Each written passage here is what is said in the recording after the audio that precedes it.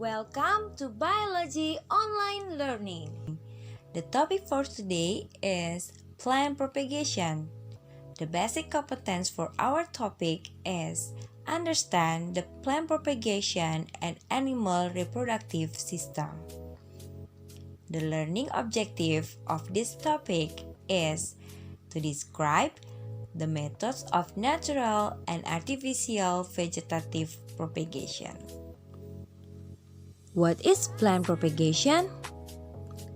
Plant propagation is the process of creating new plants. There are two types of the propagation: asexual or vegetative, and sexual or generative. What are the differences between asexual and sexual plant propagation? You can write down the answer on your worksheet. There are some advantages of the asexual plant propagation, such as it may be easier and faster in some species, and the characteristics of the offsprings are identical with their parents.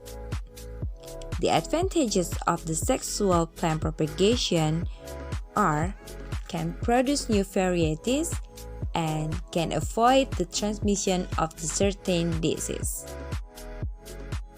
Could you find these advantages of asexual and the sexual plant propagation? Write your answer on your textbook. The focus of our explanation today is the vegetative propagation.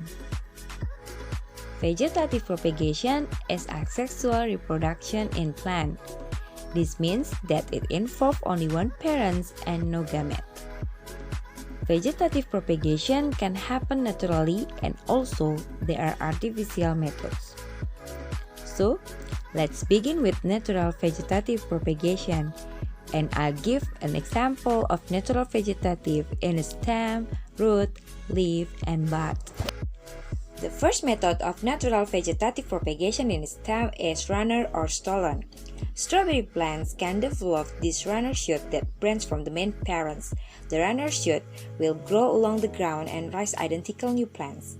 And the second example of natural vegetative propagation in stem is stem tuber, such as on potato plants. Natural vegetative propagation in leaf found in mother of thousand kalanchoe, which can develop little individual leaflets along the edge of its leaf. Next example is natural vegetative propagation in root. We can found in root tuber. The root becomes swollen with food reserve, and it has potential to become a new plant. The natural vegetative propagation in bud is onion bulb. Onion bulb modified or reduced root system and shoot system all underground, and swollen fleshy leaf that contains stored food. There are another example of natural vegetative propagation: rhizome, corm, and adventitious bud in stem. So, now it's on the artificial methods of vegetative propagation. The first method is the plant cutting, basically the plant section or cut part of plants. And the second method is layering, layering a branch that still attached to parent plants.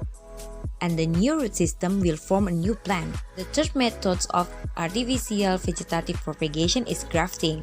This method is desirable features of different plants fused together to produce either nice fruit or good flowers. And the other methods of the artificial vegetative propagation is air layering. Would you find another example of its methods of vegetative propagation? Please write down your answer on your worksheet. Don't forget to upload and turn in your worksheet in the Google Classroom. And for the next topic, we will have generative plant propagation and tissue culture. Please prepare yourself for the presentation at the third meeting. We will discuss your observation result. Stay healthy, stay at home, and see you!